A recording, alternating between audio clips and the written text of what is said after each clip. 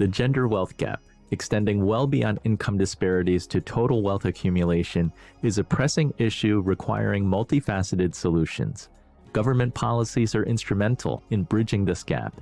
Equal pay legislation ensures women have the same financial opportunities as men, a crucial step for equitable wealth building. Family leave policies support women in balancing work and family commitments, preventing career breaks that can impede long-term wealth accumulation. The financial sector plays a pivotal role. Tailored financial advice and products catering to women's needs and risk profiles can empower them in wealth building. Education and proactive financial management are equally crucial. Women must not only understand their finances, but also advocate for systemic changes fostering financial empowerment. Closing the gender wealth gap is more than a matter of fairness. It's an economic imperative.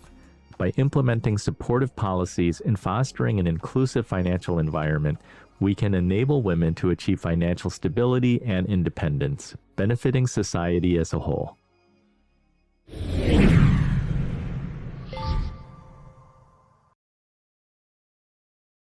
It's great to have this panel of women and individuals that are so successful and strong with money.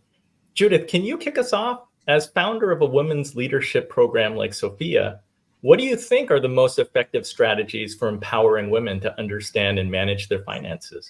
Well, I think that you listed a lot of those in the video, so I was glad to get that summary. It was really well done. But, one of the things I work with that we may not touch otherwise is really like the internal battle for women to have the beliefs about their own value, to really ask for what it is that they need, to negotiate salaries for themselves, to learn how to say no to things that don't help them increase their value, increase their ability to be promoted. So some of it's an internal battle to really help women to really believe in themselves, believe in their power. And part of what I do is help women really discover what their unique gifts are, and how, when you have more women leaders and more women managers and more women board members, how much better companies operate, how much more money they make, and because of these unique skills of women. So one of it's an inside job of really empowering the women. And then, of course, the kinds of things that you're talking about, that we have governmental policies that can help with that we learn more about how to provide childcare in ways that can really support women to be more available, that we work with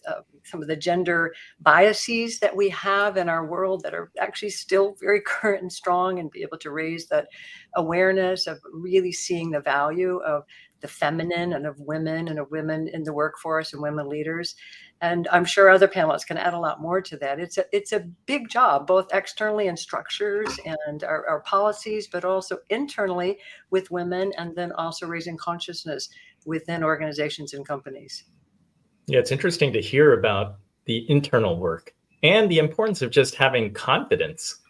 Stephanie, how can women leverage their financial knowledge to advocate for changes that address this wealth disparity that we see? Well, I think one of the things we need to acknowledge is that a lot of this reporting on a lack of confidence, or there being a gender gap in this idea of self-belief, really comes down to differences in income. When you control for income levels, you'll see a lot of these quote unquote gender gaps in confidence or risk taking. You'll hear my baby here chiming in. You'll see a lot of those gaps start to go away. And so I think sometimes we extrapolate these assumptions about personality traits related to money or money making or preferences as being related to somebody's gender identity, when in fact they can really be attributable to these other things. And I think we need to be careful when we have these conversations that we're not misattributing things, because then we can't come up with really effective interventions. Great point. Mariko, you led, like, you were on Wall Street advising, you've also advised women on Main Street. I'm curious, like, what are key policies and strategies that can help to close the gender wealth gap? Well, I think a lot of it is, it's everything that you mentioned in the video. It's systemic, it's structural, it's societal norms, it's being marinating in the patriarchy. It's what we grow up with culturally. It's everything, inside job, outside job. I think to Stephanie's point, though, also wanted to add, like, there's this perception that women are more risk averse investors than men, and actually, when they've looked at this carefully, that's not the case. So there's a lot of assumptions that can be made that way. I think the biggest thing is just some of the myths that we grow up with in families, right, where the boys get everything, or they get the education, or the family investments are made there, and the girls are raised to, oh, you'll be taken care of, your husband will take care of you, you don't need to worry about this stuff. I think that if we could just sort of start there, as in everybody should learn should expect to figure out how to make their financial needs met themselves, and then they can choose from that. But I think there's a lot. I think let's just even just start there, small. Let's just start at the family, and give everyone the sort of same opportunities that are non-gender based as well. And I'm kind of curious if we can just go around really quickly, because you mentioned like the societal expectations or limitations, but you've all excelled as speakers, as educators, in money management, in media. When you were young girls, did you feel that you were limited to certain professional paths?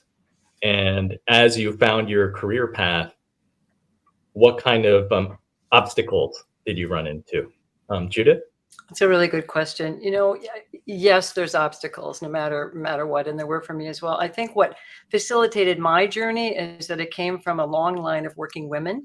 So my mother, my grandmother, my great-grandmother were working women, and they were all single mothers for a long period of time and had to really support their families.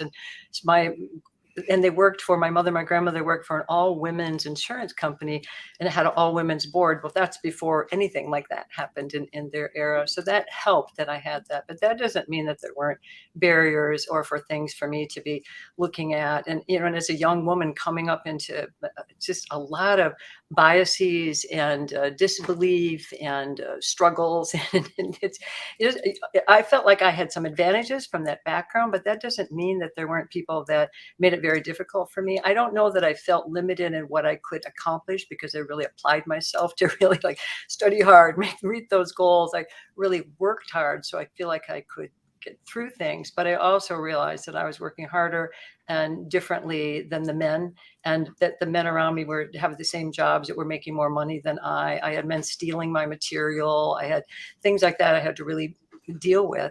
And also as a young woman, young, single, attractive woman, to deal with Me Too moments and things that were in that space that make it really difficult to focus. So yeah, there's real barriers despite some capacities. How about you, Mariko? I think very early on, I just realized that a lot of things were just BS. So it was just like, I wondered, like, why is this the case? There was a sort of inbred kind of sense of injustice around it, that your gender should determine things and not you, the individual. So even as a little kid, I just remember really questioning the system a lot. I think for me personally, I grew up with, my parents had a rent-a-car business in the French Caribbean. And so I grew up literally kind of, as Stephanie's baby is growing up now, right, in my parents' business and seeing it operating. But also my dad kind of blew up the business. So I grew up with this really fierce sense of, I'm going to control my financial fate. So I think part of it is both a combination of just the illogic of the assumption that just because you're female, certain paths are closed to you, like, just really rubbed me the wrong way very, very early. I mean, I remember distinctly these moments. And the other thing is just my personal family history really contributed a lot to that. Plus, I'm stubborn, really stubborn. All right, so I have to celebrate that in my kids, even though it's hard now, but it'll serve them well in the future. Yes. Yeah, I similarly had a great role model in my mother. Both of my parents worked. My mother was the breadwinner.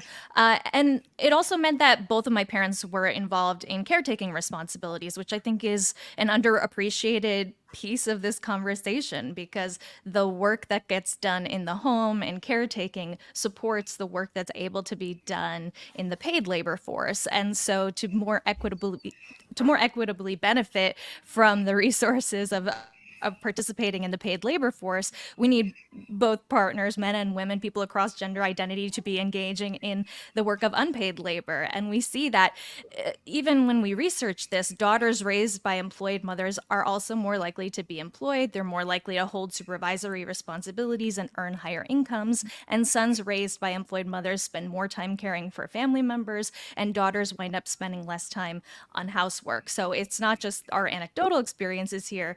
This is also borne out in the data across countries. Great point. Let's jump to segment 2.